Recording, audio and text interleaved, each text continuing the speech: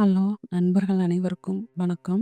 இது நெக்ஸ்ட் நாள் வீடியோ. நேத்து வீடியோ பார்த்துருப்பீங்க. இது 2வது நாள் வீடியோ. நேத்து பேசும்போது நான் சொல்லியிருப்பேன், ஒரு ரூ. 5க்கு பூ வாங்கி தலையில வைக்கிறதுக்கு கூட எனக்கு வழி இல்லாம இருந்தது. இப்ப ரூ. 500க்கு பூ வாங்கி வைக்கிற அளவு கூட வசதி வாய்ப்பு வந்துருச்சு அப்படின்னு நான் சொல்லியிருப்பேன். அது என்ன, எப்படின்னு நான் கொஞ்சம் டீட்டெயிலா சொல்றேன். என்னன்னா, இப்போ கிராமப்புறம் தான், நான் வாழ்றது கிராமப்புறத்துல தான். கோயில் திருவிழா டைம்ல முளைப்பாரி போடுவாங்க. முளைப்பாரி போட்டு 8 நாள் அதுக்கு கும்மி அடிப்பாங்க. அப்படி முளைப்பாரி போட்டு கும்மி அடிக்கும்போது எல்லாருமே தலையில பூ வச்சுட்ருப்பாங்க. அப்படி கும்மி அடிக்க நான் என் தலையில மட்டும் பூ இருக்காது. "பூ வாங்கி வைக்க வேண்டியது தானே" அப்படின்னு மத்தவங்க கேட்பாங்க. அதுக்கு என்னால பதில் சொல்ல முடியாது. ஏன்னா ரூ. 5 தான். அப்போ 100 பூ ரூ. 5 தான். அந்த பூ வாங்குறது கூட என் கையில ரூ. 5 கிடையாது. சொன்னா நம்ப மாட்டீங்க.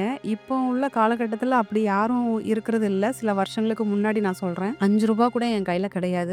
அப்பப்போ மறுநாள் நான் கும்மி அடிக்க போகல. ஏன்னா எனக்கு பூ வாங்கி வைக்கல. இன்னைக்கும் கேட்பாங்க. நம்மட்ட காசு இல்லன்னு சொல்ல முடியாது அப்படின்ற காரணத்தினால நான் கும்மி அடிக்க போகல. வீட்டுக்குள்ள இருந்து இருக்கேன். அத நெனச்சு நெனச்சு எனக்கு தார தாரையா கண்ணீர் கண் வழியா ஓடுது. என்னால அத ஏத்துக்கொள்ளவே முடியல. இப்படி ஒரு கஷ்டமான சூழ்நிலையா? இப்படி ஒரு நிலைமையா? இதிலிருந்து நம்ம எப்படி மீண்டு வரப்போறோம்? கோயில் திருவிழான்னா எங்க ஊர் அம்மன் சாமிய நெனச்சு, "நீ இனிமேல் அடுத்த வருஷம் நான் முளைப்பாரி போடணும்னா, எனக்கு இந்த நிலைமைய நீ மாத்தி குடு" அப்படின்னு சொல்லி மனசுல நெனச்சுக்கிட்டு இது பண்ணேன். மறு வருஷம் நல்லா இம்ப்ரூவ்மெண்ட் இருந்தது. நல்லாவே புது ட்ரெஸ்ஸு எல்லாமே எடுத்து போடுற அளவுக்கு வசதி வாய்ப்பு வந்துச்சு. அதுக்கு காரணம் நம்மளுடைய பிரார்த்தனை, அந்த ஆழ் மனதின் அற்புத சக்தி அப்படின்னு ஒண்ணு சொல்லுவாங்க இல்லையா? அந்த ஒரு மெத்தடுல நம்ம ஃபாலோ பண்றது தான் அப்படின்னு நான் இப்போ அத யோசிச்சு பார்க்குறேன். அந்த ஒரு நிகழ்வு என்னைய என் மனசுக்கு ஒரு மறக்க முடியாத சம்பவம், மறக்க முடியாத நிகழ்வு. இது எல்லார் வாழ்க்கையிலயுமே நடந்திருக்கும். அந்த நேரத்துல இது மட்டும் தான் இல்ல, இன்னும் நெறைய நிகழ்வுகள் இருக்கு.